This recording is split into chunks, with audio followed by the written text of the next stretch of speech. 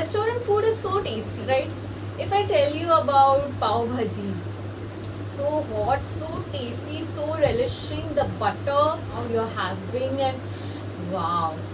So why restaurant food is so tasty, but when we make the same dish at home, we feel that it is good. At times it's great also. We feel tempted to go to that restaurant for that delicacy. There are certain points actually where I'll explain scientifically why this is. Also, along with this, today's video is actually a continuation of the last video. If you haven't seen my last video, the link is over here in the I box. You can actually check my last video. In that, the first 3 points were actually very much related to the food. As we all know, the first point was hunger, second was your digestive system, and third was constipation. So food is what we are going to talk about today. So let's start. So in Ayurveda, this is actually mentioned in Ahar Vidhi. Ahar Vidhi means the way in which you have to take ahar or food. That is, you should always take food which is hot. So if you are having food which is stale, that is yesterday's food, and you are heating it, that is not like ushna. We want food, the fruits, whatever vegetables you have, that should be fresh. You should freshly prepare it, because now you're preparing it and now only you're eating like that, and it should be hot because you've prepared it now, as a result of which it will be hot. So what are the benefits of eating such hot food? Hot food is actually palatable. Palatable means you actually relish it, you enjoy it. So restaurants do always serve hot food. In Ayurveda, it is given that hot food actually increases your digestive power. Actually, whenever you eat hot food, saliva is secreted more. Saliva actually contains an enzyme which is known as salivary amylase, which is necessary for the digestion of starch. Salivary amylase actually converts the starch into maltose and dextrin. So the carbohydrate metabolism actually starts from your mouth. So when you eat hot food, this process is stimulated, as a result of which your food is easy to digest.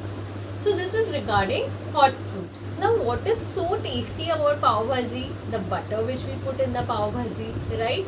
So when you are eating this, actually this is snigdha according to Ayurveda. Snigdha means unctuous substances or oleated substances. We have ghee which is snigdha. Tel is also snigdha. So that actually helps in the digestion. Also important for your skin. It is very good for your skin, very good for your kanti, glow, varna actually. Also it is good for constipation, because little bit lubrication is actually really needed. So there are multiple good things about having this. So the next point is actually matravat ahar. So matravat ahar means you should take ahar in the correct quantity. Okay, you shouldn't take ahar which is in excess quantity and low quantity. Correct quantity would differ from person to person. For example, I eat 2 chapatis only, not more than that. Hardly I eat more than that. Maybe some people would be eating only 1.5 chapatis, and that would be normal for them. Some people would be eating 4 also. So depending on that, whatever matra suits you. So how will come to know that the matra is right? After eating food, if you don't feel that your abdomen is really heavy, you don't feel burping and everything, and you can do all your activities, like you can concentrate on things and everything. So that means you've had the correct quantity. So Jirne is mentioned in Ayurveda. Jirne means you should take food only when your previous food is properly digested. So how you will come to know? We come to know actually. That is, we feel hungry. There is no gas, acidity, nothing. You pass motions also. You feel light and you feel hunger and you want to eat. When the previous food is not digested, you come to know that also. This is really basic actually. The food actually remains in the stomach for a big time, actually for 3 to 4 hours. So this is actually known as the gastric phase of digestion. So after this gastric phase, then there is intestinal phase. In the gastric phase, there is the churning of the food in the stomach. The food is actually mixed properly, and then it comes into the intestine. So the previous food is already there in the stomach, and now I'm adding extra food. So there is so much load on the stomach. You imagine how many enzymes will be produced. Gastric emptying time would be delayed. So when you do this, actually it takes a large period of time for digestion to occur. So the fifth point is actually related to Virya Viruddha Ahar. Like for example, kairi, that is the unripe mango. You shouldn't add doodh or milk to it and make a mango milkshake. So that is really bad concept, because amla means sour things should never be mixed with milk. You see, if you are having milk at home and you add something sour to it, what will happen? The milk will actually be spoiled. So that the same thing will happen in the body. So this concept of having milkshake of the sour fruits and all is really wrong. So moving on to the next point, which is really interesting, is Ishta Desh and Ishta Sarva Upakaran. You'll say what you're saying. You are saying really interesting. Yeah. Ishta Desh means the Desh means the place where you're eating your food. It should be good, right?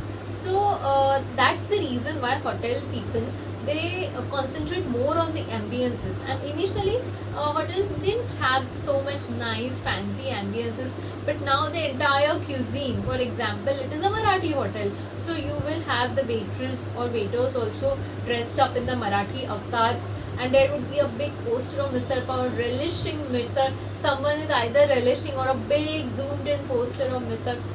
So before even ordering it, you feel wow. So that is how you feel. So this is actually the part of the experience, and they do this because there is something which is known as a cerebral phase of digestion. I remember I told you about the gastric phase and the intestinal phase. So in the gastric phase, actually, before even you eat the food, or before even the food is in front of you, there is a cerebral phase which actually works. One is known as the conditioned reflex and second is known as the unconditioned reflex. So first I'll talk about the unconditioned reflex. Unconditioned reflex means where you have not tasted the food before, I mean that particular food from that particular joint and everything, and still you feel tempted to eat. So for example, you have gone to a restaurant like this, you see misal pav and you see the poster of misal pav and you're like wow, and you anticipate that the food is going to be really awesome, or someone told you that the food is awesome and so you think that it is awesome. So now before even the food is in front of you, before even smelling the aroma, actually you are so excited about the food, right? So this is known as the unconditioned reflex, that is, this is the cerebral phase. Because of this, actually what happens, you have salivation, बोलते हैं ना मुंह में पानी आता है, so that is salivation in mouth, and gastric juice which is secreted in the stomach. So that secretion also occurs because of this, and therefore we feel that अरे अभी भूख लगी है, अभी खाना है. So back to the point where I was saying Ishta Desh, Ishta Sarva Upakaram. Ishta Sarva Upakaran means Upakaran is all the things. For example, if you're going to have noodles and you have a fork. So if just imagine, I don't give you spoons and all, I tell you noodles you eat by hand. Will you be able to eat it satisfactorily, or you will feel arey I want spoon, I want spoon, I want spoon. On the other hand, just think that you are eating and your plate is not clean, or the glass which you are drinking, that is not good, or you feel that there are flies around. So compare this ambience with the ambience which I said before, which is actually a 5-star restaurant where you go, like everything is tip top. So this is Ishta Sarva Upakaram. At times when I went to such restaurants, the food is, sorry to say, but the food is really average. And one or two of the delicacies would be like really magnificent, but others would be really average. But just because the ambience, we feel like okay, and because we can afford it now, so we feel that yes, I went there. So I was talking about the unconditioned reflex, right?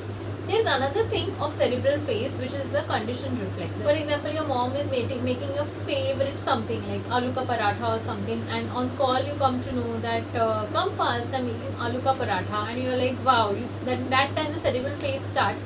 Also, this can happen when you're sitting at home and you get this aroma of aloo ka paratha and you're like wow, mom is making aloo ka paratha, like that. So this is known as the conditioned reflex, when you have actually tasted the food and you know that this food is going to be awesome. This also applies same when you have previously visited a restaurant and you know that restaurant's Hakka noodles, for example, is really awesome, and the next time you go, you order Hakka noodles and you feel wow, it's going to be awesome, like that.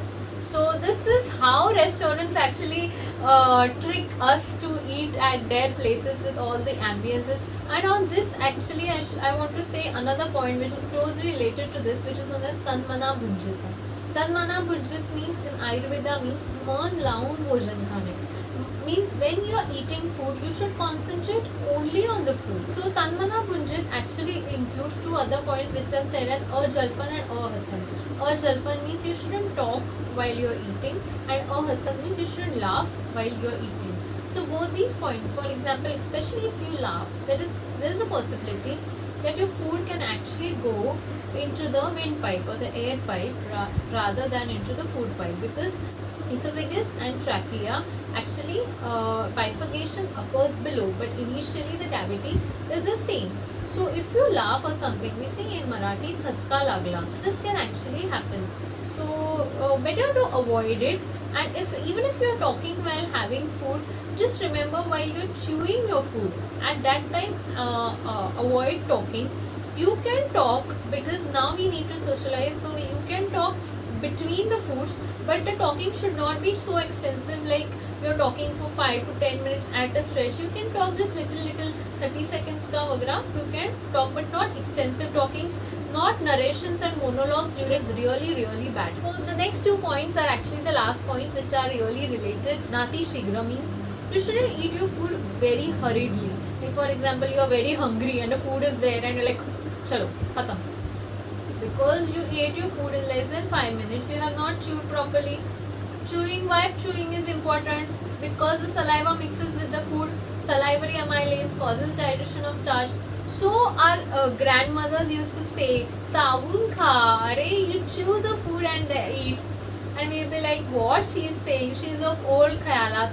But no, there is scientific backup for this. So as there is ati shigra, there is nati druta, nati vilambitam. Nati vilambitam means you shouldn't eat food which very slow. For example, the current concept of having starter, then main course and dessert. You stay in the hotel actually for 1 hour, 1.5 hours. So that, you imagine now your gastric phase is going to be of 3 to 4 hours. So if you are having your food dhire, so when your food will get digested, it will take a lot of period of time.